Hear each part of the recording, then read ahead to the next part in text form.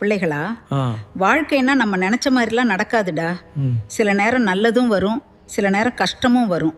அதுதான் வாழ்க்கை. ஆனா அந்த கஷ்ட நேரத்துல தான் ஒரு மனிதனுக்கு பொறுமை ரொம்ப முக்கியம்.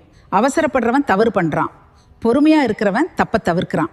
கோபம் வந்த உடனே பேசுற வார்த்தைகள் பல உறவுகளை உடைச்சு போடுதுடா. ஒரு நிமிஷம் கோபம் பல வருட உறவை அழிக்கலாம். ஆனா அதே ஒரு நிமிஷம் பொறுமையா இருந்தா பெரிய பிரச்சனையிலேருந்து தப்பிக்கலாம். நான் வாழ்க்கையில பார்த்த அனுபவம் என்னன்னா, அவசரமா எடுத்த முடிவு பல பேரை காயப்படுத்தும். பொறுமையா எடுத்த முடிவு எல்லாரையும் காப்பாற்றும். பணம் இல்லாம வாழலாம், பெரிய வீடு இல்லாம வாழலாம், ஆனா மனசு அமைதி இல்லாம ஒரு நிமிஷம் கூட வாழ முடியாதுடா. அந்த அமைதி வரணும்னா மனசுல பொறுமை இருக்கணும். பொறுமை இருந்தா தான் வாழ்க்கை அழகா இருக்கும். அதனால பிள்ளைகளா, கோபத்தை குறைச்சிக்கோங்க, அவசரத்தை விட்டுட்டு பொறுமையை வளர்த்துக்கோங்க. பொறுமையா இருக்கிறவன் ஒரு நாளும் தோற்க மாட்டான்.